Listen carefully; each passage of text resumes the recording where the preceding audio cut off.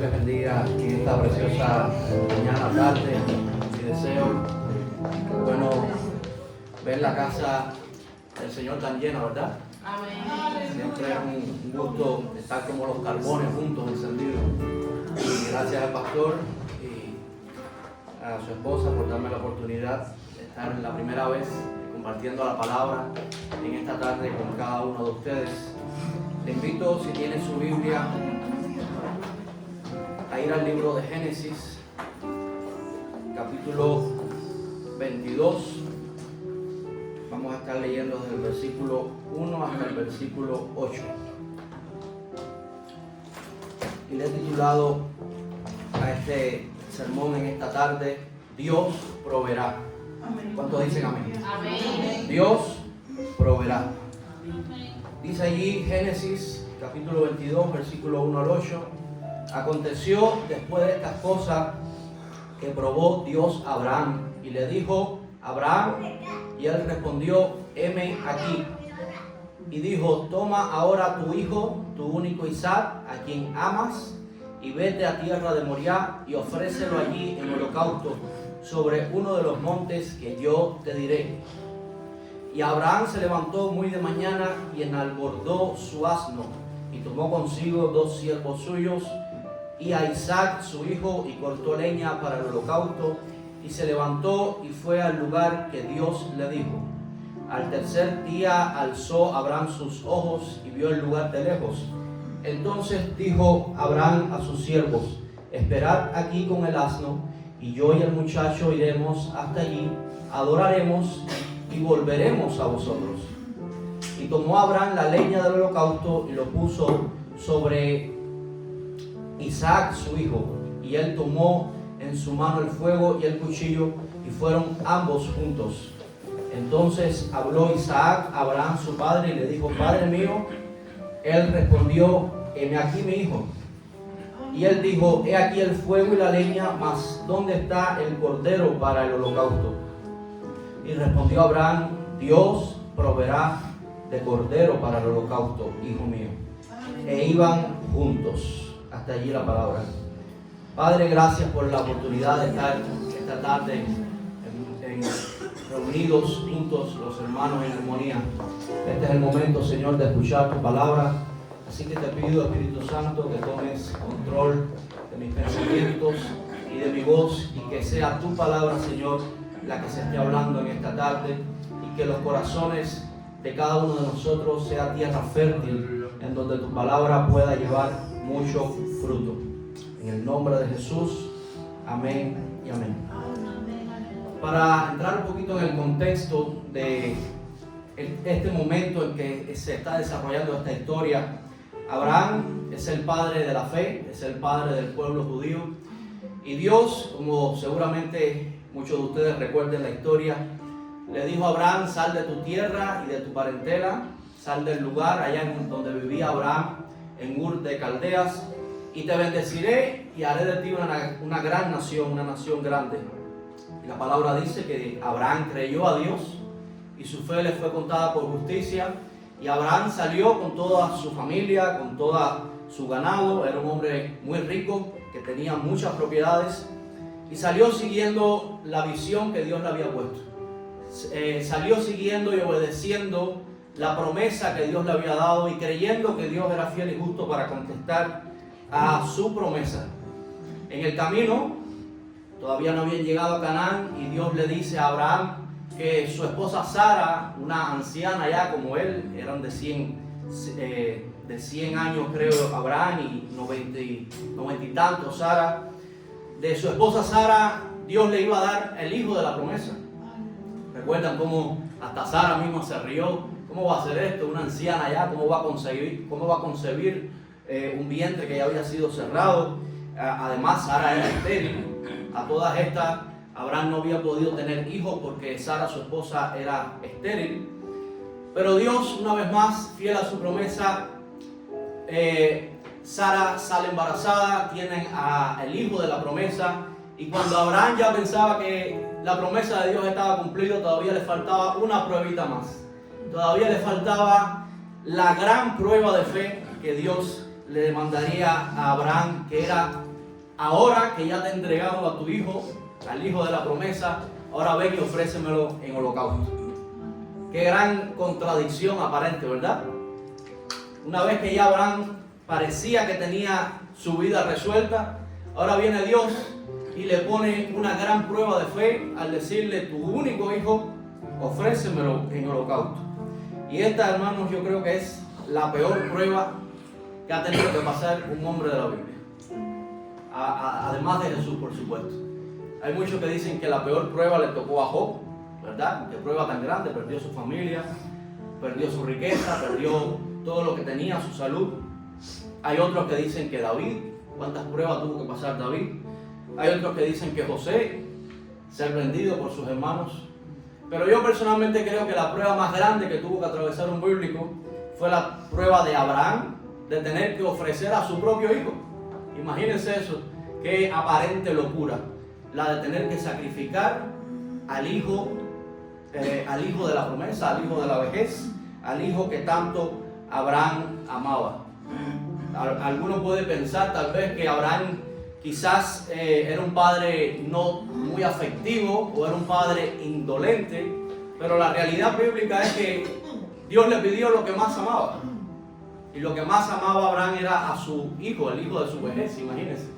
Si lo que más hubiera amado a Abraham hubiera sido sus posesiones, Dios le hubiera dicho: entrégame tus posesiones, sacrifícame tus posesiones. Pero no, Dios le dice: eso que más tú amas, a tu único hijo Isaac, ven y ofrécemelo en holocausto. Esto es lo que yo llamo en la Biblia los sinsentidos de Dios. En la Biblia, y en tu vida y en la mía, muchas veces van a llegar momentos en que todo parece un sinsentido. Dios me había prometido esto, pero ahora estoy en el lado justamente contrario de lo que Dios me había prometido. Dios condenaba el sacrificio humano. En Deuteronomios dice la palabra que no harás así Jehová tu Dios, porque toda cosa abominable que Jehová aborrece hicieron ellos a sus dioses, porque hasta sus hijos y a sus hijas quemaban en fuego a sus dioses. O sea, Dios condenaba el sacrificio humano. Dios le decía a Israel, el pueblo que iba a poseer la tierra: no aprendas de las costumbres paganas de los pueblos a donde ustedes van a entrar, porque allí queman a sus hijos, allí hacen pasar a sus hijos por sacrificio. Y esto era un tema bien severo en las escrituras, el tema del sacrificio humano. Y ahora Dios se le aparece a Abraham, el patriarca, le dice: sacrifícame a tu hijo, sacrifícame a tu unigénito. Qué gran contradicción, ¿verdad? Parecía que Dios estuviera contradiciendo su palabra, pareciera que Dios estuviera contradiciendo su promesa, porque era de Isaac que Dios le levantaría una gran descendencia, según la promesa que Dios le había dado a Abraham cuando estaba allá en Ur de Caldeas. Era de ese niño que debería venir la promesa de Dios. Y ahora Dios, en un giro inesperado de la historia, se le aparece y dice: sacrifícame al hijo de tu promesa. Pero en esta historia, lo primero que debemos aprender es que aún en las contradicciones, aún cuando nuestra mente racional no entiende por qué estoy pasando lo que estoy pasando y por qué Dios está permitiendo esto, Dios es bueno. Y la actitud de Abraham la podemos ver cuando dice la palabra que se levantó muy temprano y discutió con Dios. Y le dijo: Señor, yo no entiendo esto. ¿Es eso lo que dice la palabra? Dice que Abraham se levantó muy temprano y no ofreció ni un cuestionamiento a la voluntad de Dios. Se levantó bien temprano, ni siquiera esperó a la tarde. Si hubiera sido yo, hubiera esperado a ver si a última hora Dios se echaba para atrás. Pero se levantó bien temprano, dice, tomó a su hijo y fue a cumplir la voluntad de Dios. Los hombres de Dios, cuando llega la contradicción, no cuestionan a Dios. Los hombres de Dios, cuando llega el momento en que la mente no entiende lo que está pasando, no dudan de la misericordia de Dios. Eso lo podemos ver afuera. Afuera vemos personas que cuando llega el momento crítico abandonan la fe, abandonan el amor a Dios, culpan a Dios, le dicen: ¿por qué lo hiciste? ¿Por qué lo permitiste? Pero Abraham no. Abraham guarda silencio y va muy temprano en la mañana a cumplir el cometido de Dios.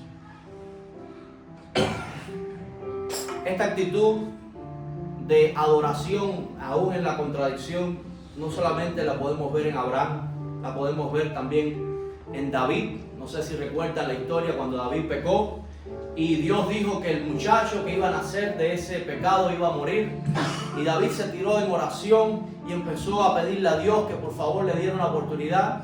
Y después de todo aquel clamor, después de toda aquella petición, cuando el muchacho finalmente muere, los sirvientes de David ni siquiera se atrevían a acercarse al rey para decirle que el niño había muerto.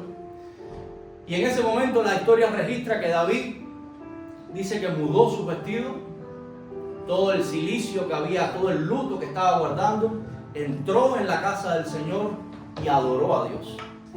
Porque los hombres de fe adoran aún en la contradicción. Es bonito adorar cuando todo está bien, ¿verdad? Cuando estamos aquí en la iglesia, todo es bonito, todo es bueno, el ambiente estimula a que adoremos a Dios. Pero cuando no sucede lo que le pedimos a Dios, ahí es bonito adorar, ahí es difícil adorar. Cuando no sucede lo que yo estaba esperando que sucediera, sino que sucede todo lo contrario, en ese momento es donde se prueba la fe madura. En ese momento es cuando los hombres y las mujeres de Dios entran en el altar, entran en la casa del Señor y adoran a Dios. Jacob también dice que cuando fue a morir, llamó a todos sus hijos, los bendijo y terminó su vida apoyándose sobre su bastón y adorando a Dios. Cuando ya iba a morir, cuando ya iba a terminar su carrera por esta tierra, adoró a Dios. Y esta es la primera verdad que quiero que podamos en esta mañana extraer de esta historia, es que aún en la contradicción podemos adorar al Señor. ¿Por qué? Porque nuestro punto de vista es limitado, hermanos. Nosotros vemos lo que está delante de nosotros, pero Dios ve todos los puntos de vista desde todas partes. Dice la palabra que Él es omnipotente, todo lo puede, todo lo sabe y todo lo ve. Y Dios sabe qué es lo mejor para cada uno de nosotros. Y la fe es aquello que nos ayuda a decir en ese momento en el que yo no entiendo por qué está pasando lo que está pasando, pero Dios es bueno. La fe es aquello que nos ayuda a confiar en el proceso, a confiar en que si Dios lo está permitiendo, es por algo bueno que quiere en mi vida. La gente que no tiene fe piensa todo lo contrario. Esto es una desgracia, esto no me debió haber pasado, yo no sé por qué, si tan bueno que yo soy, por qué me está pasando esto. Pero los hombres de fe sabemos, y las mujeres de fe, que si Dios lo está permitiendo, y Dios es bueno, todo lo que Dios permite es bueno. Amén. Y lo que me está ocurriendo, por lo tanto, es bueno, porque Dios es bueno, aun cuando yo no lo entiendo. En la segunda parte de esta historia, hay un momento que es quizás el más desgarrador de esta historia, y es cuando el niño le pregunta a su padre: Padre, aquí está la leña, aquí está el fuego, pero Padre, el cordero se te olvidó. Se te olvidó el cordero, Padre. Lo que no sabía Isaac es que era él el cordero. Era él el objetivo del holocausto en ese día tan difícil. Y me imagino que Abraham, en su corazón de padre, debió haber respirado profundo en ese momento cuando su hijo pequeño le dice: ¿dónde está el cordero, Padre? Sabiendo Abraham que era él el cordero. En ese momento, el patriarca, el padre de la fe, por esto que se llama el padre de la fe, respira profundo y le dice a su hijo: hijo mío, Dios proveerá el cordero. Dios proveerá el cordero. Y Dios proveyó el cordero. Lo que Abraham estaba diciendo en aquel momento, tal vez con su corazón desgarrado, pero mirando con los ojos de la fe, no solamente era un anunciado de esperanza. Lo que Abraham estaba haciendo en aquel momento era profetizando lo que iba a suceder. No solamente lo que iba a suceder 5 minutos después, cuando apareció un cordero por allí y Dios le dijo: ya no es necesario, porque ya me has demostrado que eres fiel, ya me has demostrado que tu fe es real. Ahora no hace falta y hay un cordero allí en sustitución para que tu hijo no sea sacrificado. No solamente estaba profetizando sobre ese cordero, sino que Abraham estaba profetizando lo que sucedería 2000 años después en la cruz del Calvario, cuando Dios proveyó un cordero. Dios proveerá, y Dios proveerá el sacrificio sustitutivo que nos haría falta para alcanzar la vida eterna. En aquel momento era para que Isaac escapara del cuchillo, era para que Isaac continuara su vida y de Isaac viniera la nación de Israel. Pero para nosotros el Cordero significa que hemos escapado de la condenación eterna a la salvación eterna, porque el castigo que merecían nuestros actos, dice la palabra, que fue sobre él, y por sus heridas fuimos nosotros curados. Dios proveyó, amado hermano. En Apocalipsis 5:12 Jesús aparece como el Cordero y dice que decía a gran voz: el Cordero que fue inmolado es digno de tomar el poder, la riqueza, la sabiduría, la fortaleza, la honra y la gloria. De esto estaba hablando Abraham también. No solamente del Cordero sustitutivo de Isaac, sino del Cordero, como dijo Juan, este es el Cordero de Dios que quita el pecado del mundo. Y la tercera enseñanza que quiero traer para terminar de esta historia es que hay sacrificios que bendicen. Y este es uno de esos sacrificios que bendicen. Los hijos de Abraham, todos los hijos de Abraham hemos sido bendecidos cuando un padre estuvo dispuesto a entregar a su hijo. Sabemos que finalmente Dios evitó que Abraham tuviera que atravesar el trago amargo de ver a su hijo morir, pero Abraham estuvo dispuesto. Y Dios miró el corazón de Abraham y se dio cuenta de que Abraham estuvo dispuesto a sacrificar a su hijo. Y esa demostración de fe fue suficiente, fue un sacrificio suficiente para cosechar una gran bendición. En primer lugar, la cosecha de este sacrificio, la bendición de este sacrificio es el pueblo de Israel. Son los hijos biológicos de Abraham, los hijos que nacieron de Isaac, Jacob. De ahí se desprendió el gran pueblo de Israel, del cual Dios dijo: a los que lo bendigan, los bendeciré; a los que maldigan a Israel, los maldeciré. Fíjense qué gran bendición salió de este sacrificio. Nada más y nada menos que el pueblo de Israel. El pueblo de los profetas, el pueblo de la Biblia, el pueblo del Mesías. Por allá ha estado Walter, el pastor, ¿verdad? Y el pueblo de Israel. ¿Qué pueblo es? Un pueblo que han querido destruir de 1000 maneras. Y lleva 3000 años ahí, el pueblo de Israel. No lo pudo destruir ni Faraón, con toda su intención homicida, cuando quería echar al mar a todo el pueblo. No lo pudo destruir. Fue destruido Faraón y su ejército. No lo pudo destruir Amalek, aquel rey pagano que salió a combatir al pueblo. Pero Moisés, dice la Biblia, que levantaba sus brazos al cielo y Amalek retrocedió y Dios le dio una gran victoria al pueblo de Israel. No lo pudo destruir el adivino Balaam, con toda su intención de maldecir al pueblo. Dice que cuando se paraba en el monte para maldecir al pueblo y abría su boca, en vez de maldiciones salían bendiciones, porque este es un pueblo bendito. Este es un pueblo que Dios había bendecido. No lo pudo destruir Naamán, el sirio, cuando quiso ahorcar a Mardoqueo, el tío de la reina Esther. Y dice que en la horca que Naamán había preparado para los judíos, allí fue Naamán ahorcado. No lo pudo destruir Roma. En el año 66, Roma barrió con toda la provincia de Judea. Y no solamente mató a cientos y a miles de judíos, sino que cambió el nombre de la provincia de Judea y la pasó a llamar provincia de Palestina, que significa los enemigos, tierra de Filisteos, o sea, los enemigos naturales del pueblo de Israel. Sin embargo, hace 1000 años ya Roma no existe y ahí está Israel. No la pudo destruir Hitler en su holocausto de 6 millones de judíos. Hitler se suicidó y ahí está el pueblo de Israel. No la pudo destruir ni el Ayatolá, este líder del pueblo iraní, que llevaba 30 años gobernando con mano de hierro a Irán, y ayer apenas lo cazaron, y ahí está Israel victorioso, y no lo puede destruir nadie. ¿Sabe por qué? Porque Israel es el testimonio vivo de que Dios cumple su promesa. Amén. De que lo que Dios le dijo a Abraham, que en tu simiente sería maldita toda la familia de la tierra, Dios lo ha mantenido por más de 3000 años. No puede destruir nadie a ese pueblo. Pero te digo más, amado hermano, nosotros también hemos sido bendecidos en Abraham. Nosotros que no somos parte del pueblo judío según la sangre, pero hemos sido parte del pueblo de Israel por la promesa de Dios dada a Abraham y a través de la fe.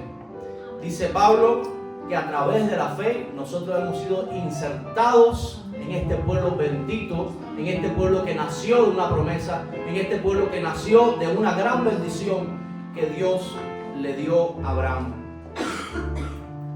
Dice en Génesis 22, el pasaje que acabamos de leer, que el ángel del Señor llamó a Abraham por segunda vez, cuando ya Dios comprueba la fidelidad de Abraham y le dijo: por mí mismo he jurado, declara el Señor, que por cuanto has hecho esto y no me has rehusado tu hijo, tu único, de cierto te bendeciré grandemente y multiplicaré en gran manera tu descendencia como las estrellas del cielo y como las arenas del mar. Y tu descendencia poseerá las puertas de sus enemigos. En tu simiente serán benditas todas las naciones de la tierra, porque has obedecido mi voz. Ahí estamos nosotros también incluidos. En esta bendición que cosechó Abraham por estar dispuesto a sacrificar a su hijo, tú y yo que estamos sentados aquí 3000 años después de esta historia, hemos alcanzado una gran bendición si realmente hemos creído. Dice Gálatas 3, ahora bien, en Abraham fueron hechas las promesas. A su simiente, no dice y a la simiente como si hablase de muchos, sino como de uno, a tu simiente, la cual es Cristo. Es un detalle hermoso que hay en esta bendición que Dios le da a Abraham, que le dice: en tu simiente. Es decir, Abraham tendría muchos hijos, el pueblo de Israel son muchos hijos, los hijos de Abraham, pero habría un hijo, habría una semilla que saldría de Abraham, una simiente escogida y bendecida, y esta simiente sería desechada. Al cual Dios lo llama la simiente, sería desechada por su propio pueblo, sería humillada, sería finalmente asesinada en la cruz del Calvario. Pero dice la palabra de Dios que si la semilla cae al suelo y muere, entonces esa semilla lleva mucho fruto. Y tú y yo, querido hermano, somos el fruto bendito de esa simiente, el cual es Cristo. Cristo es la simiente de Abraham, y a través de Cristo nosotros hemos cosechado una gran bendición. ¿Te animas a ver eso? Que eres la simiente, que eres el fruto de la simiente bendita, que eres un fruto bendito y santificado por Dios. Nosotros cuando comemos los alimentos, santificamos los alimentos, ¿verdad? Los bendecimos, porque van a entrar en nuestro cuerpo. Dice la palabra que tú y yo somos el fruto que Dios ha bendecido. Entonces, ¿por qué seguir hablándonos de forma despectiva o negativa? He escuchado tantas veces personas que se hablan a sí mismos de forma tan negativa y se dicen: yo soy una tonta, un tonto, un estúpido, yo no puedo nada, yo no logro nada en esta vida. Pero dice la palabra que tú eres la semilla, el fruto bendito que Dios ha bendecido. A través de Abraham y a través de la simiente de Abraham, que es Cristo, tú y yo hemos sido bendecidos. Somos benditos de Dios, somos santificados en Dios. No llames tú impuro lo que Dios santificó, le dijo Dios a Pedro. Dile que está a tu lado: tú eres el fruto bendecido de Dios, tú eres el fruto bendito que el Padre ha bendecido. Háblate en estos términos, refiérete a tu persona en estos términos: Dios me ha bendecido, yo soy bendito, donde quiera que pisare la planta de mis pies, seré bendición allí a donde yo vaya. Amén. Porque Dios me ha bendecido en Cristo. Dice Efesios 1:3, bendito sea el Dios y Padre de nuestro Señor Jesucristo, que nos bendijo con toda bendición espiritual en los lugares celestiales en Cristo. En Cristo. Dijimos que Israel cosechó esta gran bendición de ser el pueblo más bendito de la tierra, porque un padre estuvo dispuesto a sacrificar a un hijo sobre un monte. Acá en otro monte, no el monte Moriah, sino el monte Carmelo, el monte Calvario, otro padre, el Padre Celestial, un padre perfecto, estuvo dispuesto a sacrificar a otro hijo, no a Isaac, sino a Jesús de Nazaret, su hijo amado. Y como aquel, no como aquel, sí tuvo que presenciar que la sangre de su hijo corriera y bañara la cruz del Calvario. Finalmente Abraham no tuvo que atravesar ese momento. Dios detuvo su mano y le dijo, ya, es suficiente, Abraham. Pero el Padre Celestial sí tuvo que ver cómo la sangre de su hijo corría por la cruz del Calvario, y tuvo que ver a su hijo entregar su vida en expiación por el mundo. Y por eso tú y yo hemos sido bendecidos. Por ese gran sacrificio, tú y yo somos la simiente, la semilla bendita de Dios. Dice que cuando iba a la cruz, cuando nuestro Señor iba a la cruz, dice que por el gozo puesto delante de Él, menospreció la cruz. ¿Cuál era el gozo que estaba el Señor viendo delante de Él? La bendición que tú y yo íbamos a cosechar. Lo bendito que tú y yo íbamos a hacer gracias a ese sacrificio bendito.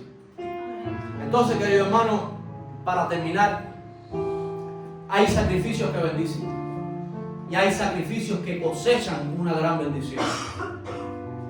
En el caso de Abraham fue sobre sus hijos. En el caso de Cristo el Mesías, la redención del mundo. ¿Cuál es el sacrificio que tú y yo tenemos que hacer? Tal vez no nos van a pedir un hijo. Tal vez nuestro sacrificio no sea tan grande como el de los antiguos, como el de un gigante de la fe. Pero sin duda que todos aquí tenemos sacrificios que realizar. Sin duda que aquí todos hay cosas que están en el primer lugar de nuestra vida, que no es Dios, que hay que llevar al altar del sacrificio. Tal vez, ya digo, no es sacrificar a un hijo, pero tal vez es perdonar un rencor que hay en el corazón. Tal vez no es algo tan grave, pero quizás sea sanar una herida que ha estado allí en lo oculto y no te ha permitido que tu relación con Dios sea mejor, porque no has tenido la valentía para sanar esa herida, para perdonar a esa persona que te dañó en el pasado, y tu relación con Dios ha estado siendo interferida porque no has tenido el valor de llevar al altar del sacrificio ese dolor. Tal vez es aprender a creer más en Dios, abandonar la duda, dejar atrás, dejar en el pasado todas aquellas palabras de mentira que te decían tú no eres suficiente, tú no lo vas a lograr. ¿Cuál es el sacrificio que tú y yo tenemos que hacer en esta mañana? Te digo algo, del otro lado del sacrificio hay una gran bendición esperando. Del otro lado del sacrificio se encontraba Israel. Del otro lado del monte Moriah se encontraba Israel. Del otro lado del Calvario nos encontrábamos tú y yo, y el gozo del Señor viéndonos redimidos. Del otro lado del sacrificio que Dios te llama a hacer, hay una gran bendición que no solamente será sobre ti, sino que será una bendición que será derramada sobre tus hijos, sobre los hijos de tus hijos, y sabe Dios hasta cuántas descendencias después de ti. Lo profundo del valle, hermano, determina lo alto de la cima. Cuanto más alto sea el propósito al que Dios te está llamando, muchas veces más profundo y más grave y más grande será el precio que Dios te exigirá. Pero te digo algo, Dios es muy buena paga. Cuando Dios te cobra una fracción mínima de lo que te debería cobrar. Pero cuando Dios te paga mucho más abundantemente de lo que te debería pagar. A Abraham Dios le dijo, dame un hijo. Y a cambio le dio generaciones, pueblos, naciones enteras. a cambio de un solo hijo. A cambio de eso que Dios te está pidiendo, hay una gran bendición esperándote. Te digo en este día, del otro lado del monte está Israel. Del otro lado del Calvario está la salvación. Del otro lado de esta prueba que estás pasando se encuentra la más grande bendición de tu vida. Hay vida, hay salvación. Solo confía, solo ten fe, porque Dios proveerá.